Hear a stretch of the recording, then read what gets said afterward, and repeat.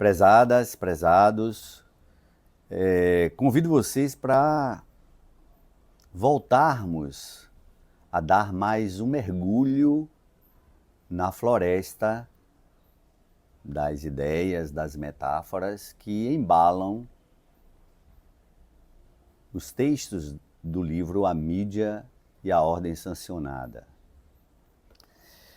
No primeiro vídeo, eu trabalhei com a temática da fixação das crenças, como a mídia e o mercado, conectados em seus interesses primordiais, constroem estratégias de produção de sentido e autonomias, validando esses discursos nas instâncias próprias de cada um do mercado e da mídia, para agregação de valor econômico e valor simbólico, ou melhor, para agregação de valor simbólico e cultural a valor econômico,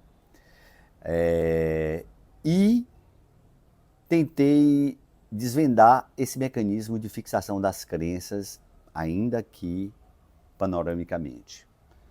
É panoramicamente que eu convido vocês a prestarmos atenção na segunda parte do livro A Mídia e a Ordem Sancionada, os determinantes simbólicos da mediação, da dominação e da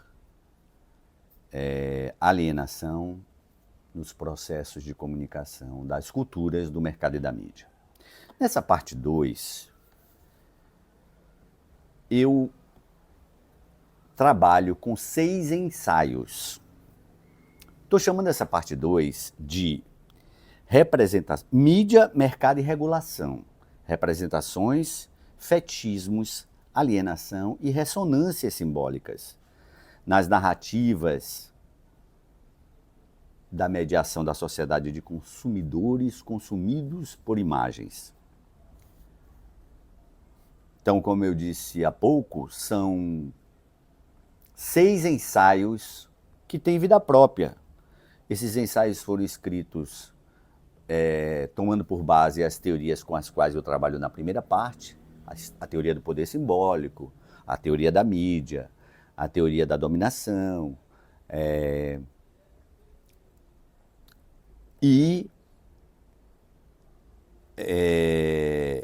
eu construí esses ensaios e apresentei cada um deles em congressos.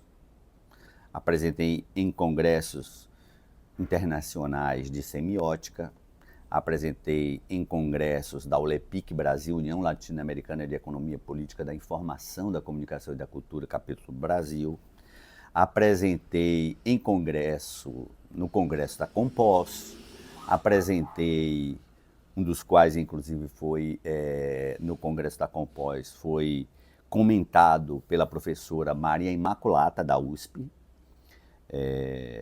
a ilustre professora e pesquisadora da comunicação. Apresentei no Congresso Internacional de Comunicação e Cultura, CONCULT, organizado pelo Centro Interdisciplinar de Semiótica da Cultura e da Mídia da PUC São Paulo. Apresentei 3 ensaios subsequentes nesse evento internacional que recebe pesquisadores do mundo inteiro, organizados pelo CISC, pelos pesquisadores do CISC, e tendo à frente o professor Norval Baitello Júnior. Então, nesse primeiro ensaio, nomeado A Mídia, o Campo, a Ordem e o Discurso da Regulação, molduras do poder simbólico e das imagens mentais, eu trabalho com a teoria da sociologia dos sistemas simbólicos e a economia das trocas simbólicas e linguísticas do Pierre Bourdieu, que é um profundo conhecedor da obra marxista, né? E que desenvolve uma teoria do poder simbólico genuína, com a qual eu trabalho. Eu trabalho muito com as categorias do poder simbólico, do campo simbólico, da violência simbólica, do hábitos, neste ensaio.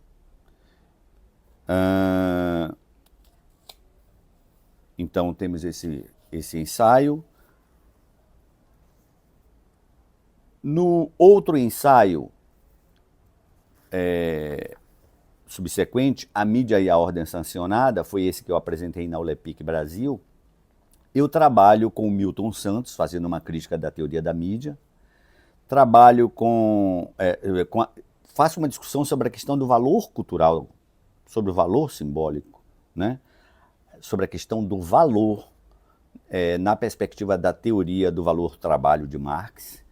E aqui eu discuto, né, faço um paralelo sobre a noção de valor, trabalho, valor de uso, valor de troca e o valor simbólico, que Marx não trabalha diretamente. Ele diz que o valor simbólico é da natureza, de uma natureza similar à questão da religião.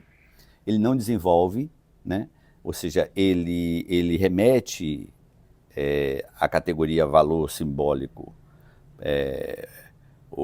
para a dimensão mítica do campo religioso e, né, não avança nessa discussão se atendo à questão da mercadoria e do valor de uso e valor de troca. Eu faço uma reflexão, né, sobre esse campo e trabalho com expoentes como o César Bolanhos, da Economia Política da Comunicação, mas mais especificamente com as ideias do Alain Rescovitch, professor da Universidade Federal do Espírito Santo, que tem uma grande contribuição sobre a teoria do valor e a questão do valor simbólico, com base na pesquisa dele de doutorado. Bom, ainda nessa sequência, eu tenho o capítulo seguinte, Mídia, Poder e Regulação Simbólica na Era das Redes. É um ensaio que eu apresentei num congresso internacional de mídia, e um congresso que discutia muito a questão dos discursos de ódio nas redes sociais. Apresentei lá na Universidade Federal de Santa Maria, no Rio Grande do Sul. Mídia e Direito na Era das Redes, né? O congresso. E aqui eu trabalho com a crítica social de Milton Santos, que eu acho um dos grandes pesquisadores, com uma grande contribuição crítica sobre a sociedade, o globalitarismo, como ele nomeia a crítica a essa globalização e esse consumismo exacerbado, desenfreado, na qual estamos mergulhados, ou no qual estamos mergulhados. E eu trabalho com a teoria da sociedade em rede do Manuel Castells, onde ele vai trazer uma categoria muito interessante para a gente pensar a comunicação na era das redes e a dominação, que é o poder de comutação das redes. Esse é um dos capítulos. Vem o capítulo seguinte, que é Imagens da Mídia, o mito do mercado e da ordem globalizada, ou o dinheiro que não dorme. Esse capítulo ele é bem diferente dos dois anteriores, esse ensaio, porque eu vou falar do capitalismo financeiro, da máquina rentista, da violência do dinheiro. Na verdade, o objetivo desse ensaio é mostrar a construção de um discurso econômico na mídia e como esse discurso é poderoso, cheio de metáforas técnicas. Eu começo narrando a história de um homem que eu conheci pessoalmente, que eu conheço pessoalmente, ele está vivo, um empresário que perde tudo com o plano Collor, quando ocorre aquele confisco. E aquele momento é muito singular na história da economia brasileira e da sociedade brasileira, porque muitas pessoas morreram ali, perderam tudo que construíram em sua vida, tiveram todos os seus recursos confiscados pelo governo, sob um argumento e um discurso de modernidade e de ser a única alternativa que restava para resolvermos o problema da inflação. tem uma seção chamada Sonhos, Tramas e Dramas, que é um pouco essa narrativa. E aí eu vou pontuar a questão das metáforas do neoliberalismo, né? Naquele momento, vejam vocês que é plano Collor, nós estamos falando dos anos 90, né? Então a gente precisa entender a natureza desses discursos se a gente quiser compreender o mecanismo de conexão entre os interesses do grande capital e do capital financeiro com a mídia. E a mídia cumpre um papel de legitimação e de validação fundamental nessas narrativas, nesses momentos. Então eu resolvi manter esse ensaio por isto, né? Ele é bem focado. No ensaio seguinte, da natureza das imagens, dos ambientes, dos símbolos e dos vínculos na sociedade de consumidores. Aqui eu trabalho sobre a questão mesmo das imagens, o fetichismo da mercadoria e a metamorfose do valor. Então, nesse ensaio, eu consigo mostrar como a comunicação é um campo para a produção de vínculos, né, através das imagens, e como essas imagens simbólicas, com poder de persuasão pelos símbolos, com poder de persuasão no imaginário dos consumidores, exercem um papel crucial na validação das narrativas do consumo, dessa sociedade de consumo compulsivo que vivemos e que embarcamos, né, na busca da saciedade do desejo incessante que é insaciável.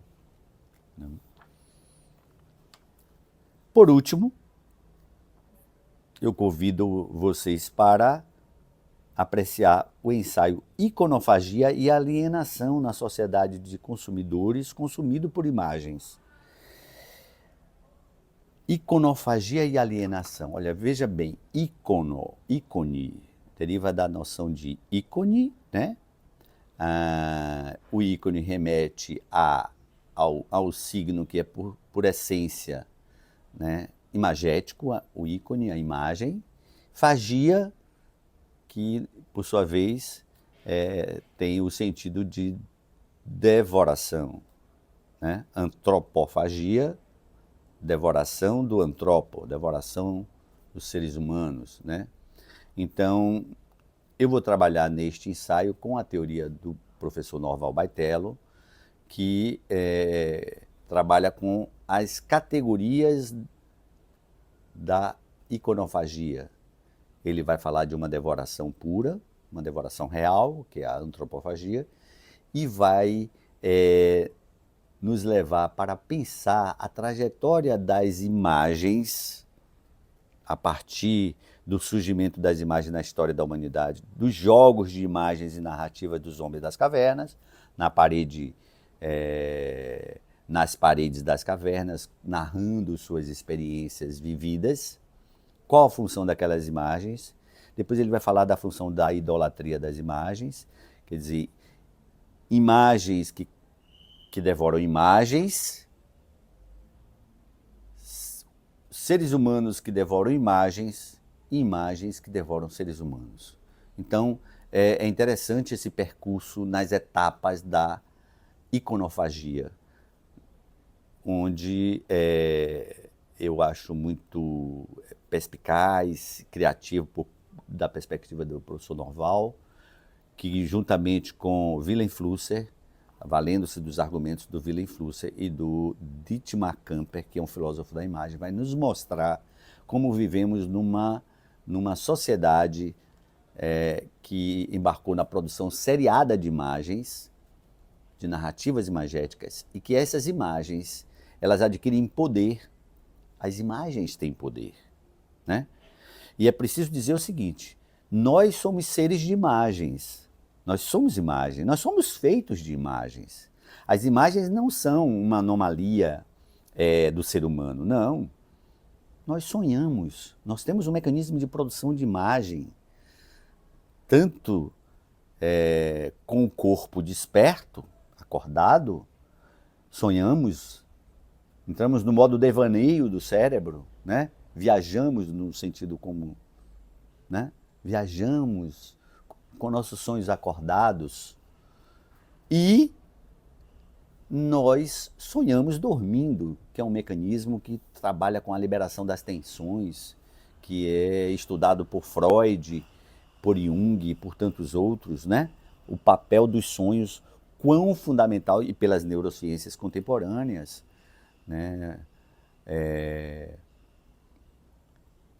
Inclusive o poder oracular do sonho, a capacidade que o sonho tem de transformação do indivíduo, de processar a vida, os temores, os pavores, as pressões da vida ordinária, né?